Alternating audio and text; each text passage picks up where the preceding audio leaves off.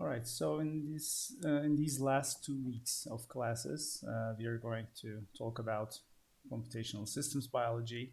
We are going to see a new data type, which is represented as graphs. Uh, and sometimes these graphs are called biological graphs or biological networks. And we will see techniques to analyze these graphs.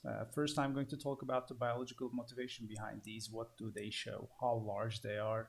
How are they related with each other? I will give some examples. I will give some different ways to analyze them. And then we are going to see some algorithms like random walks on graphs to find proximities of different nodes in the graph.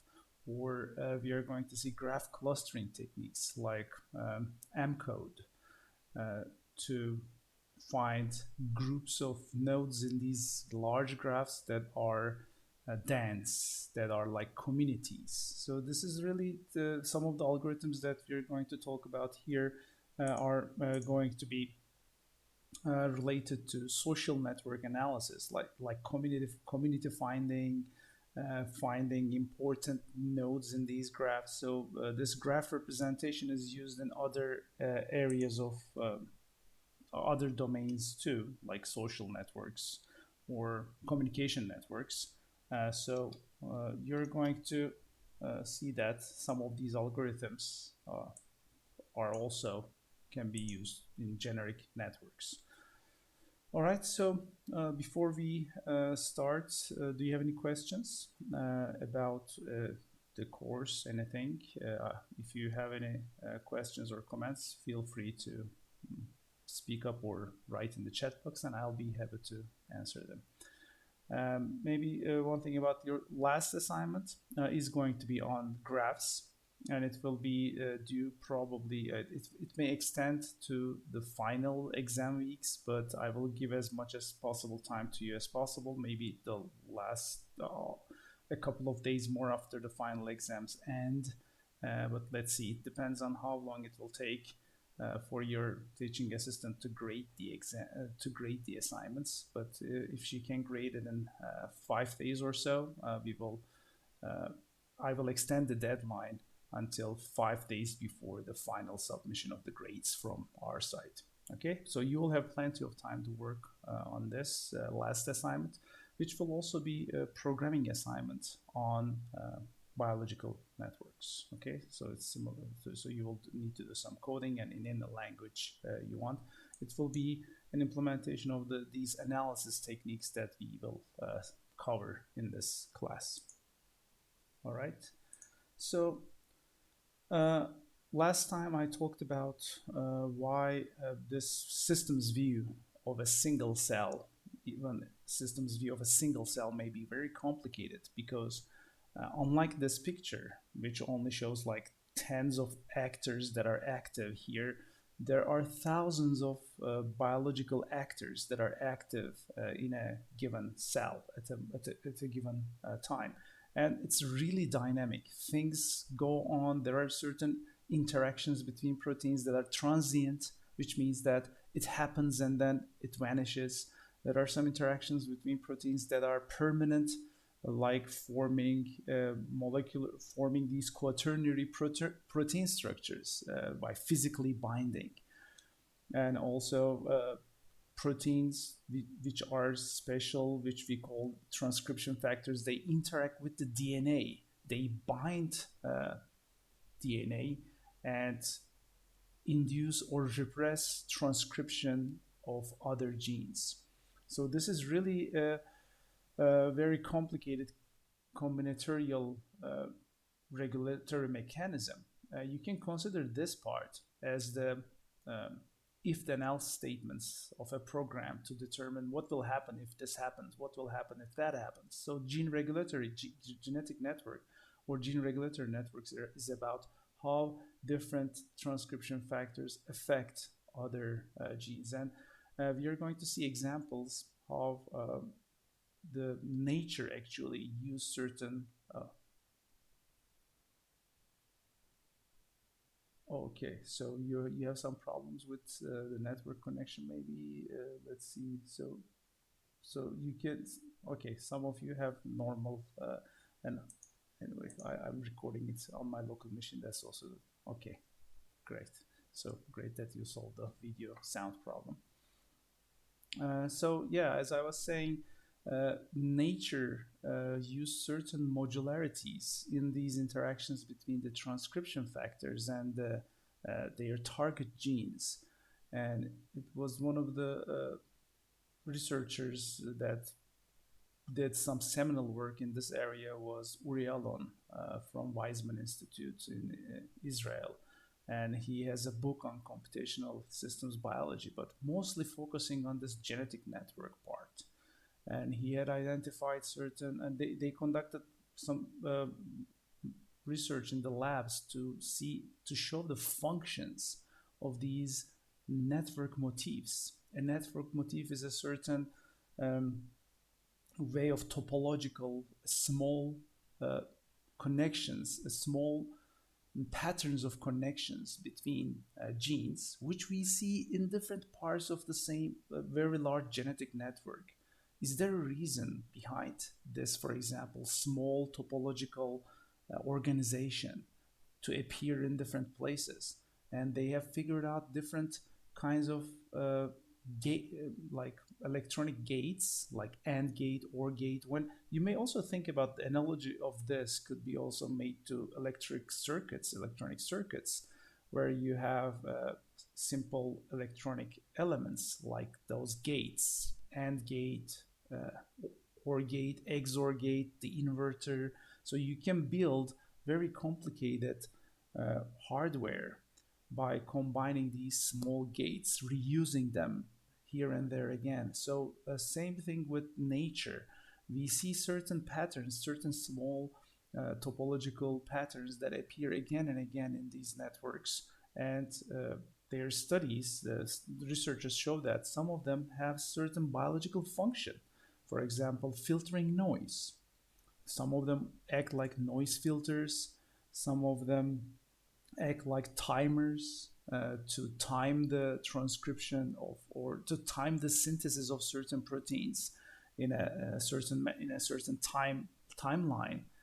Uh, there are mechanisms, gene regulatory mechanisms that govern those. So we are going to see about the examples from gene regulatory network. And I will not talk about too much detail about metabolic pathways, but just know that it's about the main actors in metabolic pathways are both proteins and compounds that take part in these chemical reactions. It's all about reactions. There are substrates, there are outputs of these reactions, and they happen, these chemical reactions happen in a cascade. This one is phosphorylated and this one happens and this one happens. So in a cascade of metabolic chemical reactions, the cell uh, gets one molecule from extracellular matrix and turn it into something that it can use within the cell. So this is really like a big factory. The signaling mechanisms are used to tell whether the cell should produce this one or not. So it's really dynamic, very complex, very crowded, and right now I mean, one of the holy grails of computational systems biology or bioinformatics is to have such a system fully implemented in software on and fully accurately. As I said, we don't have we have small components. For example, there are large scale genome scale metabolic pathways or maybe signaling pathway simulators. So there are some efforts to do that, but right now we cannot have a human cell line, for example, completely implemented virtually that has all those interactions within itself. So it's really complex. I mean, even we cannot even find what will happen. I mean, there's molecular dynamics simulation, even for two actors, for a protein and its environment, for a single protein. It's computationally very expensive. And imagine trying to do that single molecular dynamic simulation in the large scale for tens of thousands of biological actors, genes, proteins. that makes it really, I mean, this shows how the scale of the problem and how challenging it is. But as I said, there are certain efforts, attempts to do these things on large scale, at least partially, for looking at these pathways individually. Uh, okay, so I will start with gene regulator networks, and I will talk about protein-protein interaction networks a little bit. But the first example, and some of these slides are from, not here, from Uri Alon's postdoc. I mean, he was Uri Alon's postdoc, Shalavitzkovich slides that I attended during a workshop at UCLA. So he talked about these gene regulator networks and how they found these motifs. So let me see. I get the correct slides for that. So I think it was, so this one, analysis of biological networks. So yeah, we will see these two methods, and this one is the correct one. So yeah. All right. So as I mentioned already, this part in eukaryotes, which goes on inside the nucleus, and in different cell, I mean, most of the things I'm going to say is an abstract view. There may be exceptions in different species. For example, if the DNA in prokaryotes, the DNA is inside the cell freely going on, and things may be different. But the things that I will tell about is going to be some abstract overview of all these things, okay? Because in a just 2 weeks of course of lectures, we cannot cover the entire systems biology. There should be maybe a whole semester course that goes into details of all these things. But yeah, this is just the basic concepts in this introductory bioinformatics course. You will just learn basic concepts and what kind of data we have. I'm going to show you the data sources for these, and we will see what kind of techniques we can use to analyze them. So a gene regulator network basically is the interaction between special proteins called transcription factors that interact with the DNA. But transcription factors are not the only regulatory mechanisms. The cell has a hierarchy of regulation. For example, there are regulation of the translation with microRNAs, or there are different. I mean, the regulatory mechanisms in the cell is really quite a lot.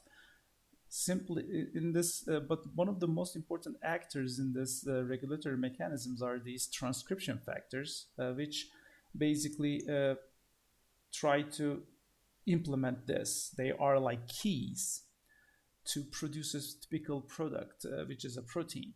For those product to be produced, certain combination of these keys has to be in place. Some of those keys act like stoppers. They say if that, for example, that key 3 is there, product cannot be produced. So they act like repressors. So therefore, it will be like it's like putting an inverter, or if this is an let me write it here. If this is an if statement, for example, if I have a key here, key 3, and the absence of it, usually it's written like this. For example, let's call it key 3. It's like writing an if statement. If key 1 and key 2 and not, let me use this exclamation mark for C or C++ users, maybe in Python too, or in Java. So, and this means not key 3. So in case of, so this is like an if statement, then product. So the statement we have is produce the product. So if key 1 and key 2 and not key 3, so it may be there are certain keys that will the product will only be produced if that key is false, it's not there. And these are not Boolean. The thing about biology is that unlike regular C++ programs where these have to be either true or false. In Boolean logic, in Boolean algebra, we have to have truths or true. This is like a logical statement where we have zeros or ones or false or true.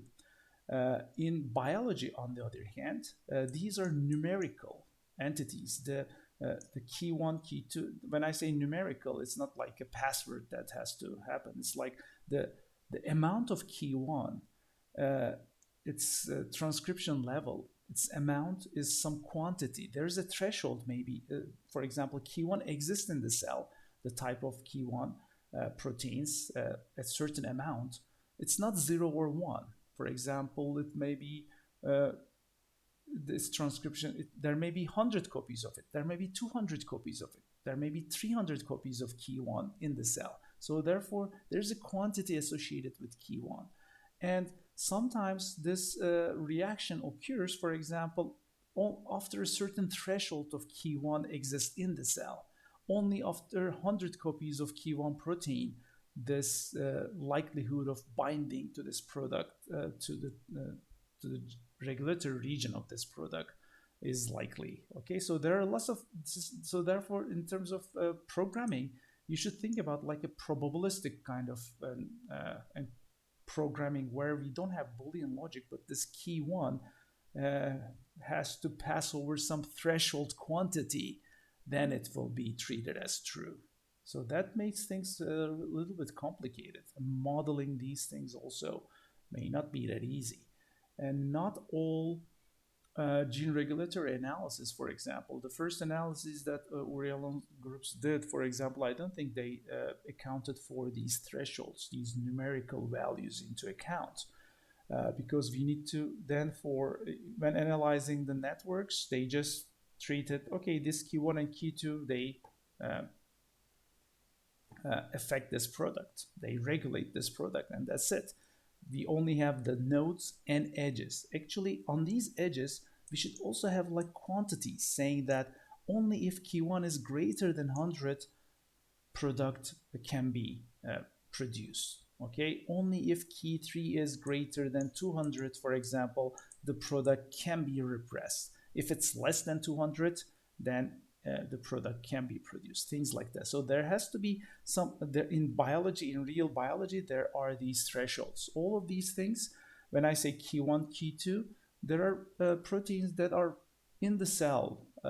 There is also space in order for this key to go into key 1, into nucleus. So just think about all these things not as variables in your C program, but they are really like biological actors that take some space inside the cell, and they have to be at that location. It's crowded, and they have to be at that location to execute their function. And most of the time, these thresholds are taken into account, because if there are a lot of more copies of them, the likelihood of them to be there may increase, and that's why they may function. You can see how complicated this, even the simple if statement becomes complicated when we take into account the space that this key 1, key 2 occupies, and the amount these thresholds, these numerical thresholds, come into picture. Okay, so these numerical values usually are used in metabolic pathways where we have chemical reactions, the amount of substrates that go into these chemical reactions, they are taken into account, and in some differential equations, the amount of product can be predicted. But maybe in new studies, these thresholds of transcription factors can be taken into account, but in many gene regulatory analysis papers that I have read, they just ignore this and they take into account just the transcription factors and their targets and the types of these edges, whether it induces the production or it represses the production of this product. Okay, even that, I mean, just think about this as static entities. There are other biological networks apart from regulation. There are lots of other cells that goes on. The enzyme ligand interaction, enzyme are protein that catalyzes speeds or chemical reactions. So there are metabolic reaction. There are protein-protein interactions that are the transient, very quick, or that are stable, like protein complexes. And if you put all these together, if you may have individual pairwise interactions between proteins or between an enzyme and a ligand. If you put all these together, first you put related proteins together that take part in a focused biological reaction, like the CEG pathway we have seen. We have seen the glycolysis pathway last week, and it was just focusing on a certain biological process in the cell. That's what a pathway is, a specific biological process. But pathways are interlinked, which means that in that CEG pathway we have seen last time, we have also seen references to other, for example, citric acid cycle pathway was just indicated as a node. If you click on it and go in detail, it's a whole pathway by itself. If you put all these together, all the metabolic pathways at the genome scale, you get a blueprint of the cell. And that's what we call a biological network, a genome scale biological network. And obtaining these and analyzing these are a challenge these days. Now I'm going to show you what kind of data we have about these. And one of the data sources that I use, there are many different data sources on the web for biological networks. For example, there is BioGrid.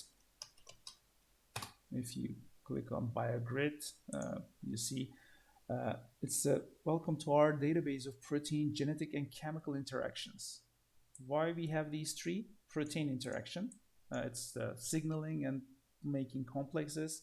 What is genetic interaction? That's for regulatory interactions that I talk about. What are chemical interactions? That are about the metabolism. Okay, so these three types of networks are here. So what they say here is that BioGrid is a biomedical interaction repository with data compiled through comprehensive creation efforts. So one thing this first sentence tells you is that getting all this data together to form this large network is not easy. Data may be found in different studies, some of them low scale, focusing on a single protein pair or just focusing on a single pathway. Some of them are in articles that are not deposited into databases. Unlike protein structure databases, when people find protein structures, there's the protein data bank is the repository that they use to submit their structures. But in terms of the protein-protein interactions, there is no widely accepted standard data repository that has these. So many findings about which proteins interact with which proteins form this, are related in this biological process. They are, most of them, sometimes they just remain in articles that are published. There was a challenge named let me actually go their website to actually curate biocreative challenge. To curate these interactions in a systematic manner for these databases. How do you put these protein interaction into databases? You either go ahead and read all those papers and find out which proteins interact with each other, or you write algorithms and programs. You design algorithms and write programs, construct new methods to mine. So it's like a data mining problem, but it's like the text mining area of data mining, in which your programs read all those tens of thousands of papers that are already available and collect the data you found automatically in those papers into a database. So obviously this is not an easy problem. And even identifying how do you make a computer program read a paper and extract information from it. But with the new deep learning, machine learning techniques, I think it's much easier these days, but it's still a challenge. And one of those challenges is this biocreative challenge. So the last one was biocreative Is this the last one? I'm not sure. So what is its date, year? Oh, this is in 2017, 4 years ago. It may be discontinued. I'm not sure. Oh, there's seven by a Creative 7 in 2020. Oh, okay. So they did the seventh one in 3 years after Biocreative 6. So in 2000, last year, we had a Biocreative 7 challenge. Okay, so it started in Biocreative 1, and 7th is the last one, as you can see. So this is the Biocreative challenge. So website, it's basically a text mining, critical assessment of information extraction in biology. So that's what Biocreative is. How do you extract this data uh, from papers? And there are different tasks, and one of them is, for example, named entity recognition task. How do you, uh, in a paper, proteins, for example, may be referred to with different names. There is no standard naming for chemicals, compounds, genes, proteins. There is a gene name, but in one paper they may talk about they may write its ensemble ID. There are different identification mechanisms for these biological actors. So this in this named entity recognition task, for example, the challenge is to read a paper and identify these pronoun the biological actors and identify them as something unique. This term that appears in the paper is corresponding to this protein, is referring to this protein, for example, or this gene. And that's the named entity recognition task. If you go ahead and look at tasks, gene mention identification. Okay, so task 1A. So this was the first bioinform. So let's go to the last one. The tasks are different. Oh, automatic extraction of medication names in tweets. Now they're also not only looking at publications, but also since social media is also active in biology, in maybe reporting some important biological findings. So there's a task about mining tweets. There is something specific to COVID-19. Let COVID track text, mining, drug, and chemical protein interactions. So whether a drug is interacting with a protein or not, this is really important. And finding these information from text. NLM can track full text chemical identification and indexing in PubMed articles. And yeah, two of the subtests. So COVID-19 also dominated the previous Biocreative.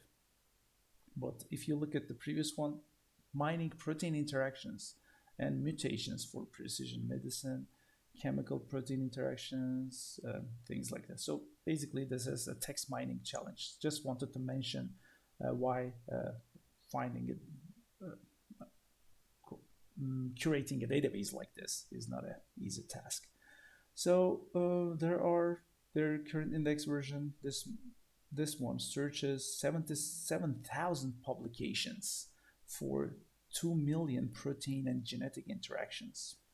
So if you go ahead and latest downloads, let's see what this latest download is. So yeah, it's like a FTP site here, the current release. If you click on current release, there are lots of zip files here, organism,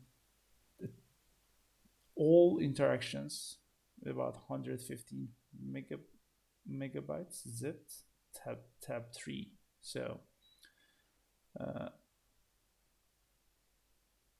all species and experimental systems. So if you go ahead and download this, let's see what this tab 3 format looks like.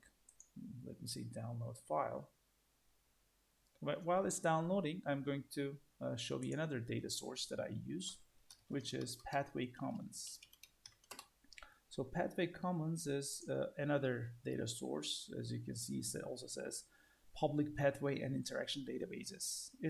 It's an integrative portal which probably contains BioGrid data on itself. Okay, so when you click on this, the data sources that they use, for example, they use Reactome, NCI pathway interaction database, phosphocyte plus, human psych, HPRD.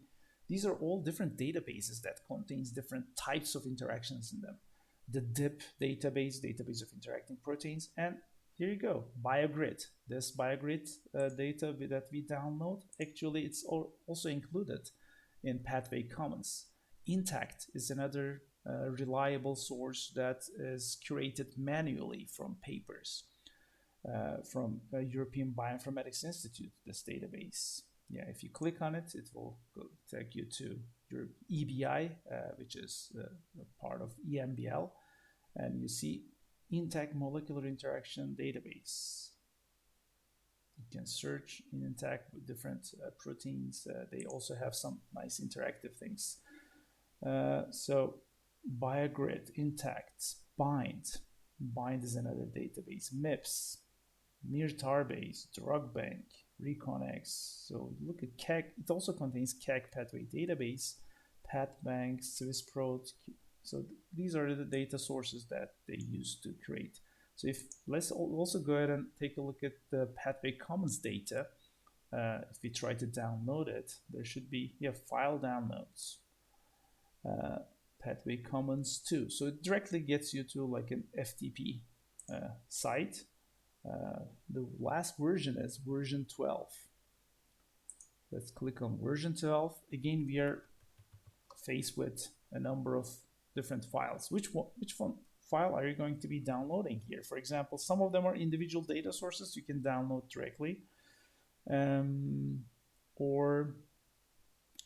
This is, I'm going to detailed HGNC CIF.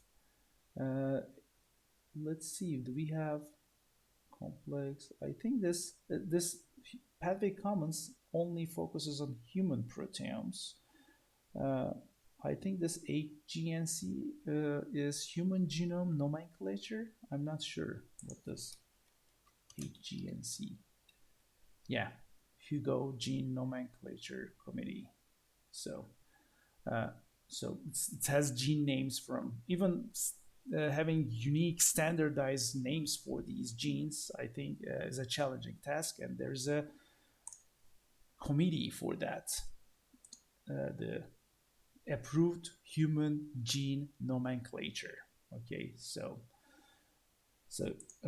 let's that one of those things probably the complete one, intact, HPRD, detailed. I think these ones will be the ones I'm looking for. This looks like a small file though, only 4.9 megabytes, but let's see what kind of a file it is. So the BioGrid is also downloaded. I'm going to show you the contents of these files. So this was the Pathway Commons one. Let me extract it here. So it's a single CIF file when I edit it with Notepad.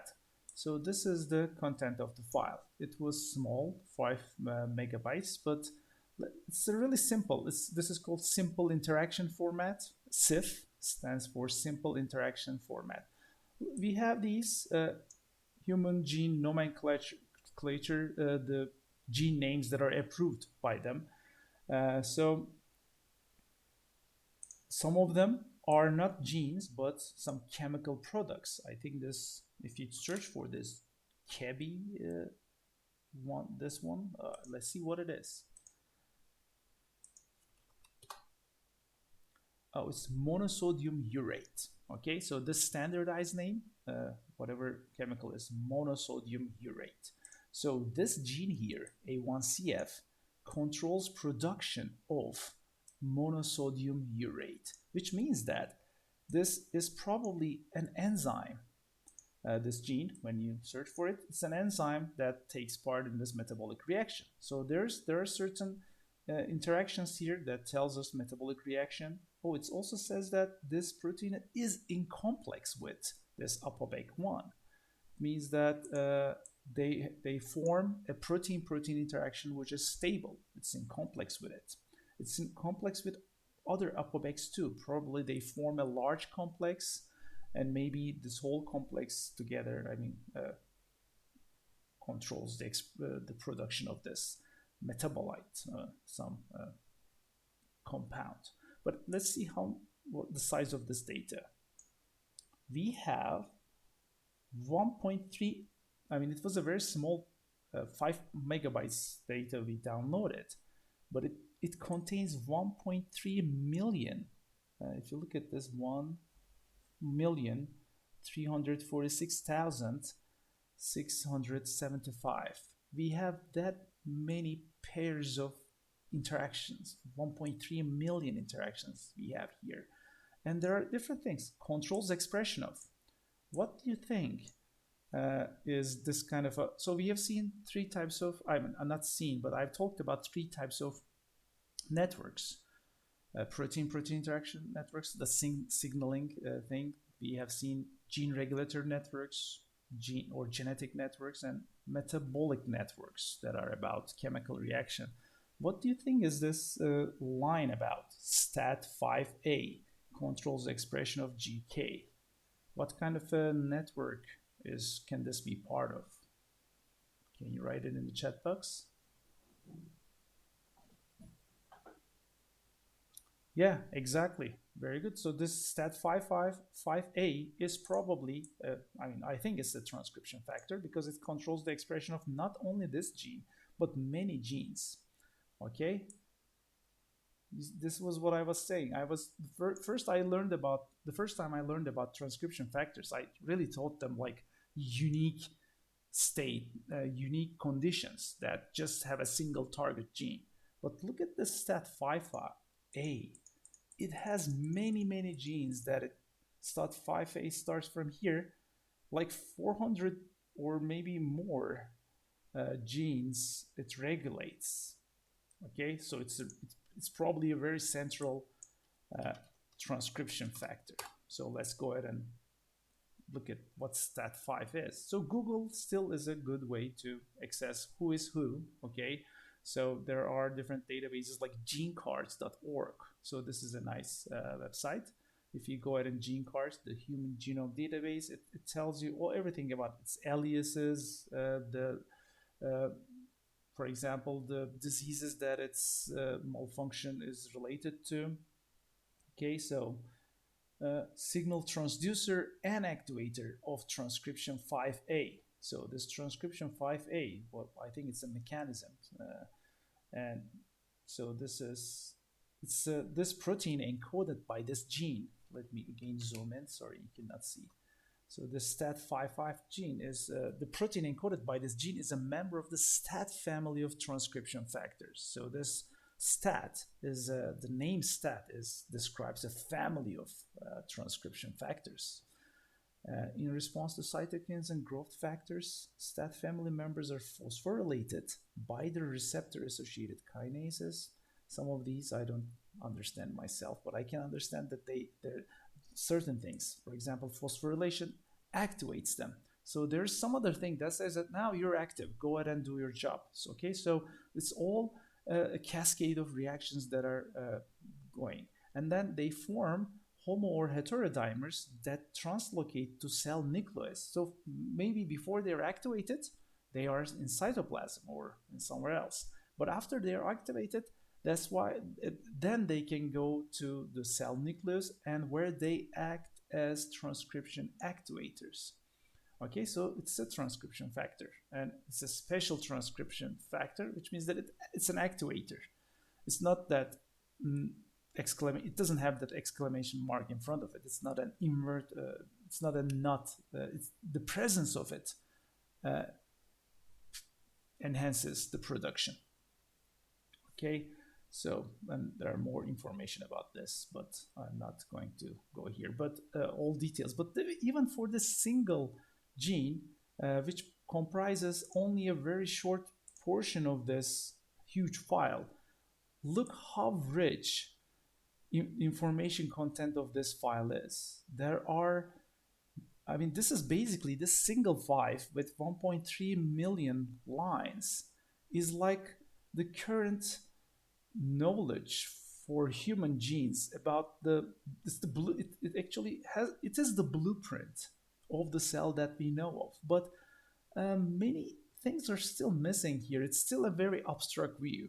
For example, where are those numerical thresholds that I was talking about? They're not here. Okay, but still, if you're going to do just a graph-based analysis of the uh, human cell, I think this files is a very good starting point to be a blueprint of the cell. So how can we analyze this file? What kind of a program you're going to write? Oh, by the way, a lot of them are they're also not only genes, but as you can see, there are chemical compounds that are here. Maybe a huge portion of the file is just about chemical compounds. Look at this. It's all some chemicals. So there's a lot of chemical interactions that are here. But I believe this is not, it contains only hand created or very confident interactions we have. I mean, these are, most of them probably are created from literature, and they are known high confidence interactions between these proteins or genes. And one last database that I'm going to show you is a database which contains a lot more data, but it contains some predicted interactions, computationally predicted. So they may not be very accurate, but you can control the accuracy. It comes with some confidence value. You may get different versions of the network by changing the confidence level. And this last network that I'm going to show you is string database, which is also used a lot in studies that refer to these biological networks. String has been around for more than maybe 15 years. So it started as a database of predicted interactions. And let me also zoom in here. There are 5,000 organisms, 24 million proteins, and more than 2 billion interactions. Now compare this with Pathway Commons. We had, let's try to download this same interaction the interaction data set for humans. So look at this. The entire data is 43 gigabytes. So it's a lot. So there are scored links. What does this score mean? Why do we have a score between two interaction? If it's predicted, we want to associate our confidence level, our belief that that interaction exists, depending on how this interaction was predicted by using what kind of evidences. Okay, so therefore, each edge, we may have a biological network with weighted links, where those weights may indicate our confidence in those interactions. And now, if these are all organisms, protein physical links, protein links, detailed. Now, what I'm going to do is, since these are all organisms, that's why the data set is really large. I'm going to select Homo sapiens here, and I think, yeah, it's going to get reduced when I say Homo. Accessory data, interaction data, file too large. So should I hit enter? Yeah. Now it's when I said Homo sapiens and hit enter, as you can see, the protein links, now they had some number in front of it, and that's 9606. I think it's the ensemble or NIH. This is the species ID for Homo sapiens in one of those standard repositories. So let's download a smaller version, protein including distinction, direct versus interlog. Wow, an interesting term. We have known homolog. What do you think an interlog can be? A homolog is a protein, for example. An ortholog is a protein in a different species which perform the same function. They have the same ancestor. Let me tell you what interlog is. An interlog is something like this. You have two proteins, A and B. For example, they're in mouse. Okay, and imagine there is some paper that found out that, okay, these two proteins A and B, they physically interact in mouse. Okay, what if our focus is the human genome? And what if A has an ortholog in human, not mouse? So this is the A protein in human. And if B also has an ortholog, so B, these are found by sequence comparison. So B has an ortholog. The B, for example, hemoglobin. This is like hemoglobin alpha of mouse. Oh, we have hemoglobin alpha of human. Oh, hemoglobin beta of mouse. Oh, we have a very similar protein to hemoglobin beta of mouse. It's the hemoglobin beta of human. So these are ortholog proteins. If we know this interaction exists in the mouse, transferring this interaction to the human cell means this interaction becomes the interlog of the other interaction. Okay, so the homolog interaction that are transferred from other species are called interlogs. So in the string database, for example, whether you want interlogs or not, you can do that.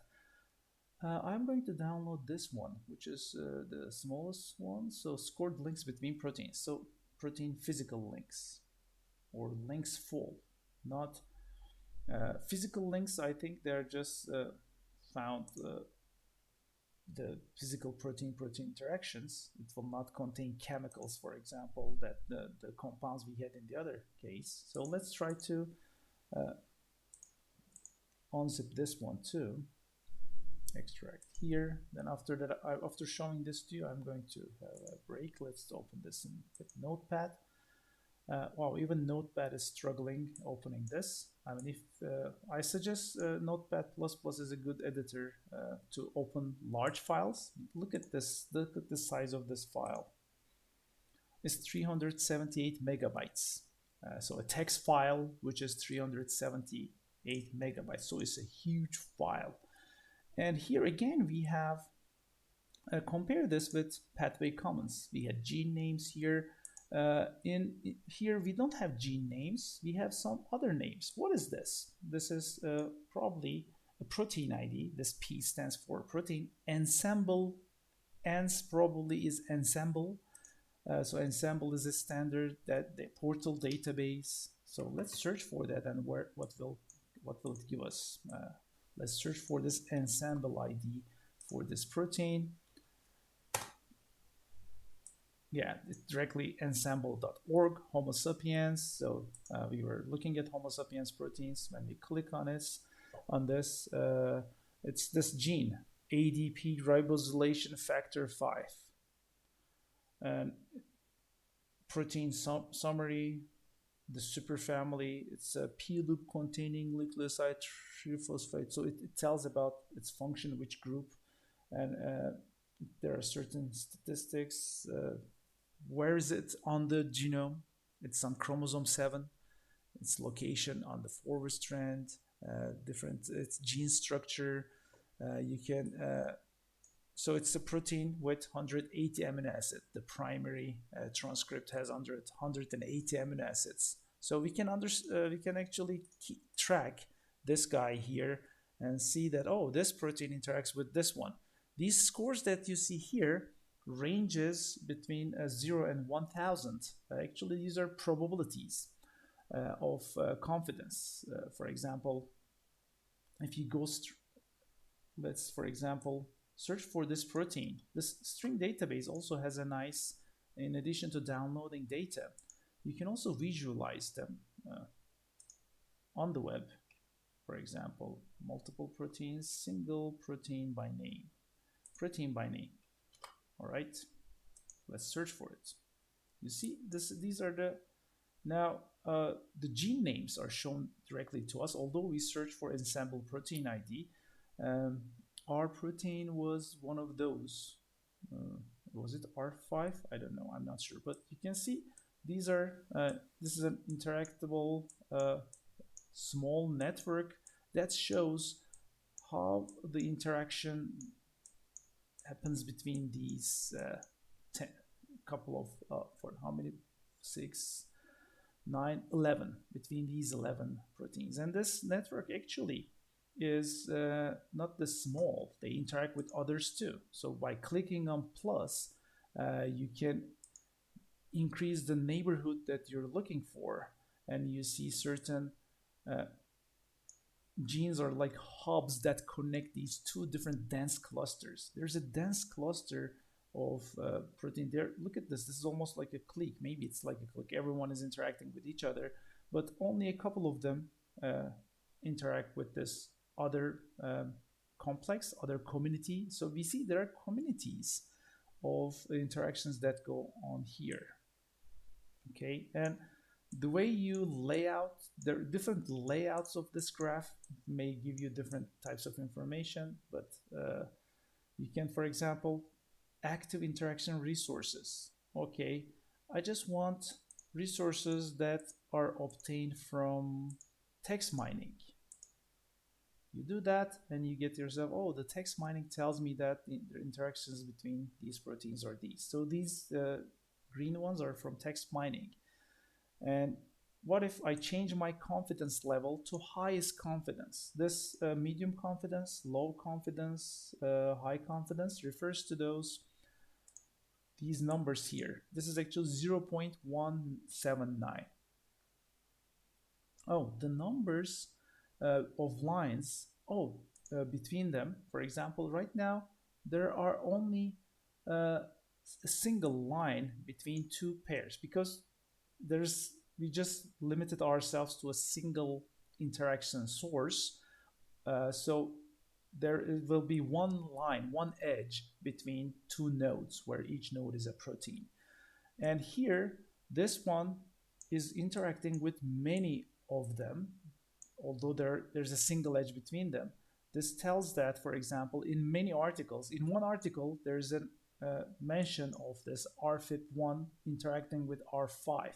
In another article, R5, maybe in the same article, we don't know, it's in a different article or not, but these are coming from text mining resources. And here, when you say some 3, some 5, which here, if you turn on all of them, the number of lines between even two of them, for example, here there are two lines between them. It means that they are from two interaction resources. One of them may be one of the edge may be due to co-expression. Another edge may be due to, for example, gene fusion. Some of them may be coming from database or neighborhood. So these are actually the evidence types that they collect to predict that interaction. What may neighborhood mean? Neighborhood, for example, if on the genome they are close, they're in the same loci, for example, they're in the same location, close by location. Usually neighborhood genes are neighbors because of some purpose. Okay, maybe there may be some biological reason behind that, or some interactions may be coming from experiments that directly look for whether they interact or not, like yeast to hybrid experiment. There are experiments that are designed to show whether they interact or not, like phosphorylation experiments. Co-occurrence, they occur in the same paper, for example, or co-expression. Their upregulation and downregulation is in parallel. So it means that they may be interacting. There may be some biological relation behind that. So here, as you can see, yeah, these are interaction evidence types, exactly. So each of them, we have, for example, here, 6 of them. There are 6 different evidence types that shows interaction of R5 with R1. And you can actually change this to confidence. When you say update, now we have our network now is shown with all single edges between them, but they are color coded, darker or lighter, depending on the strength of our confidence in those edges. Okay, so, but these are all very nice resources. Look at this. This is the data that we will be dealing with in biological networks. We will have nodes and we will have edges. And when you download this data, the data itself, the graph itself, is just basically a list of edges. That's the most common format to describe a graph, as an edge list. Look at this. This graph. What you're viewing here right now on this screen on this website, it's actually a subset of this file that you're seeing here. Okay, this file here tells you this one interacts with this one interacts. So it says that there's an edge between these two proteins. It doesn't give you the evidence types in this file. So it's not a detailed file, just the links, but it just gives you the confidence level, and it says that these two proteins are interacting. And the information content of this gives you everything you need to visualize this. Okay, but during visualization, where it's going to be positions on this 2D plane, in other words, the layout of the graph is not so important actually. There is nothing biological that if I move this here, does it mean that I moved it out of nucleus and into the cytoplasm? No. This is a way to visualize graphs. Okay, just this layout is arbitrary, but there are different layout schemes or layout mechanisms to tell you to show you the topological relationships in the best way possible. For example, if I put, you see there are two communities. What if I move some part here, the other part here? I can mess this layout, and then it will just appear as a single community, or just it will appear like a hairball. But the relationships between the communities that existed before, showing that, okay, some groups are actually more closely connected to each other than another group. It's not shown in this layout. Okay, so but we are not going to consider these different layout mechanisms in this course. We will be dealing with how we can analyze this large scale graph, not only visualize it, but automatically extract data from this large. In this one, we have 8.6 million. Okay, it was 1.3 million in pathway comments. There are 8.6 million predicted interaction between, and these are all physical. There are no chemicals here. These are all proteins. These are all physical protein-protein interactions. Some of them maybe, I think, because of co-expression. It's not physical protein interaction because some of them may be indirect, as you can see, like co-expression, which means co-regulation. But there are 8.6 million edges. Imagine trying to visualize the entire graph. Okay, right now, how many, let me zoom out, how many edges we have here? Maybe hundreds. Okay, now imagine trying to plot 8.6 million line segments here on a single screen. It will just look like a dark hairball. I mean, you will not, I don't think there will be any white space left. It will be impossible to visualize 8.5 million edge graph on a single screen like this. Therefore, we will have to focus on zoom in like this in order to view this. So this is what String have chosen. Okay, and when you say more, you can get you can increase the neighborhood, but you're still seeing a very tiny portion of those 8.6 million edges as you explore the surrounding of your graph. Okay, so we have, I think we should have a 10-minute break now. I will stop recording.